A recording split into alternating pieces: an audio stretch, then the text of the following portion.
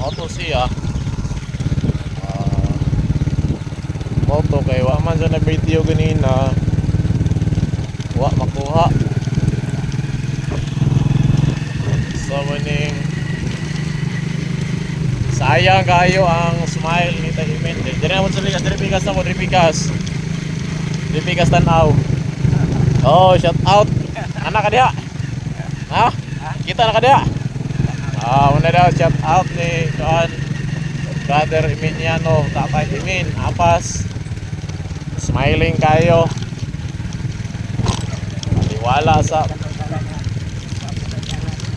Aliwala sa pagsulay, lahutay kanunay. Uy. Paingon ta karon pagikan sa Mitibagaw niya morning dayon sa afternoon dayon dito ta sa Pagan. Karon pauli na ta from Pagan ato magian dayon ang Kitubo niya karon from Kitubo to Puntian ta karon. Dili ta agi sa Puntian paingon sa Quezon pero di na ta makaabot sa kon siguro. Di na nami mo abot dito sa siguro sa sentro sa Quezon. Dili ra ta agi sa Tugas. Baya Kiburiao sa Lorenzo dayon. Sa Lorenzo punta ato ta sa Kulob agi. Ngas dayon ta pagkitaymon dayon ang Lukaon paulit na nato sa Parokyak. Kanan ta karon trail ride lang sa daan niya ron. Ito tun karon ng kuhan, ito tun karon ng panahon kay now ayaw mo dyan ikiuban ng tanga wala gito nagulahan. Ang tagapilya karon kay karon August 26. Atong isa ulog karon pag-istahan sa Birhen sa Balintawak. Atong ba sa kuhan kasaysayan only ang Iglesia Pilipinante ang nagsaulog sa noong pag-istahan. According pa ni Aurelio Tolentino, sila ni Andres Bonifacio, Emilio Jacinto, uban siya mga comrades niya kauban. Natulog sila sa balay Sura Aquino na ilangan sila ng Sura. Kaya while sa ilangan pagkatulog ang usa sa ilang mga comrade nakadamgo siya o usa ka matod pa babae na miduol kanila niya adunay bata nga kauban dayon naka full off siya o pang farmer farmer or katipunero ang kuhan matod pa short nga pula o kaya nag-ingon dayon siya sa iyang flaglets nga gidala sa bata ingon siya nga ama ko sumilang nawa ang aming pagsasarili. So ana dito guys sa kuan ana dito sa Puntian. So muna siya ana to sa Puntian karon.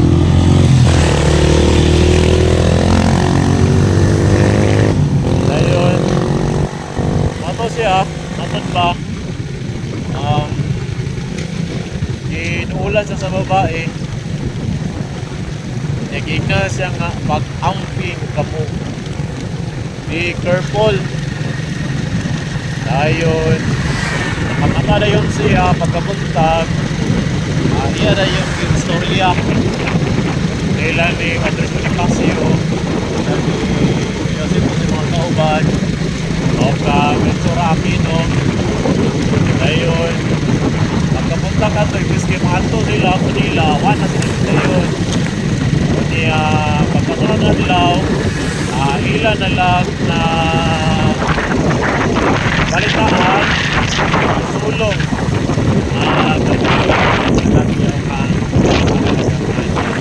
Kauntan,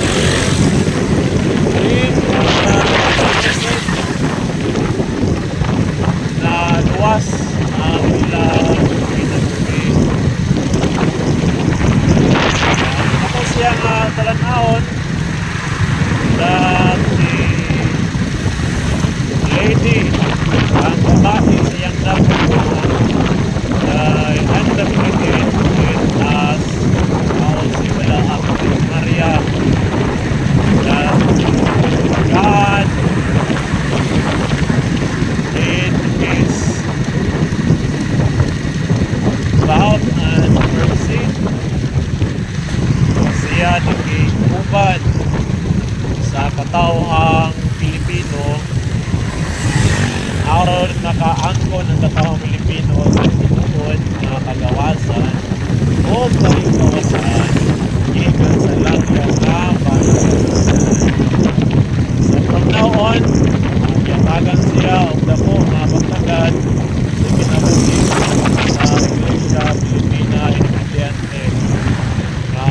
Natin pa ni Teodoro Agoncillo sa iyang libro ng History of Philippine People, yang i-identify nito that the Iglesia Philippine Independiente is the only living tangible of 1896.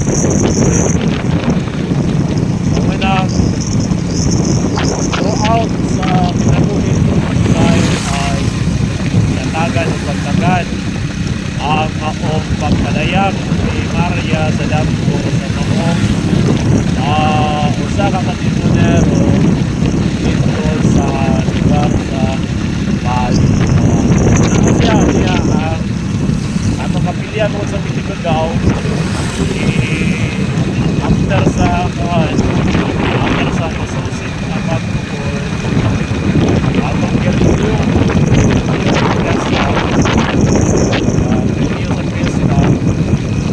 pagpagpag niya na utang na kausahan o ang pagpag sa Bali Kalawan. Kaya pa rin sa Bilintawak, nangkaroon August 26, ato siya iyatasan o Bali. Pagkani, mga natuwani, basta, nakahawag siya sa pagkaina sa Iglesia Pilipina. So karon, cruising gamot, so nanatang cruising gamot, nana siya ang atong view sa atong dalan karon towards Quezon, Philippines. Shout out sa Davao City Bus Rural